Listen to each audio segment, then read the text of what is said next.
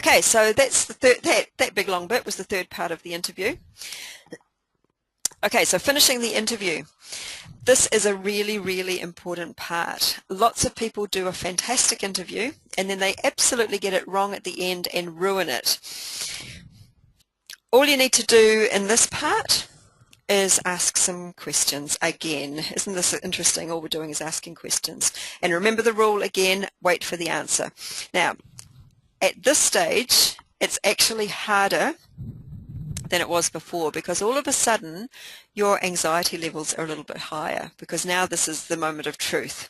So do whatever you have to do to keep your mouth shut after you ask a question. If you have to pinch yourself, put your hand in your pocket and pinch yourself, do that, but don't talk after you've asked a question.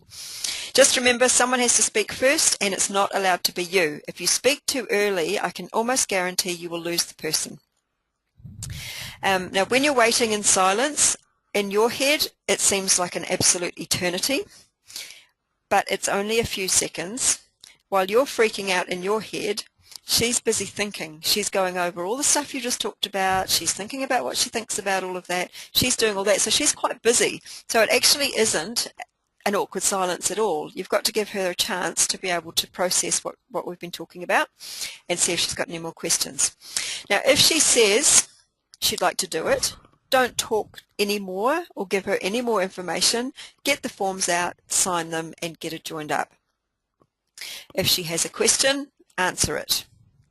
If she says, no, I don't want to do it, then you need to ask her, just say to her, look, that's absolutely fine, but do you mind me asking what your reason is? Just because it helps me when I'm talking to other people. If I know why they make whatever decisions they make, it really helps me. Another question you can ask her is, I understand you don't want to do the business right now, and that's absolutely fine. Is that no for now, or is it no forever? Sometimes it's just a timing issue, or is it that you really know that you don't want to do the business? So you can ask her questions like that. Now, some of the questions that you will ask her, or that you could ask her before you get to the end, would be, if you were to start, would you take this kit or the other kit? If you were to start, would you take the aromatherapy kit or the skincare kit?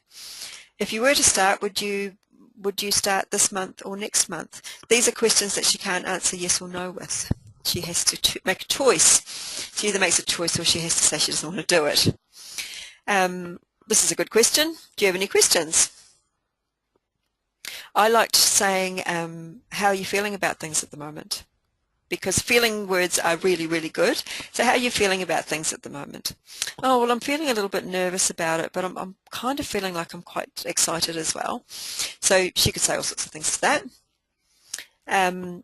This was one that I liked to ask as well. You don't ask all of these at the same time, by the way. You choose which one you want to ask. Do you know what you're going to do? And she's going to have to actually decide what to do. Or you can soften it a little bit. What would you like to do next? Oh, and then she'll tell you what she wants to do next. But make sure you always keep quiet once you've asked the question.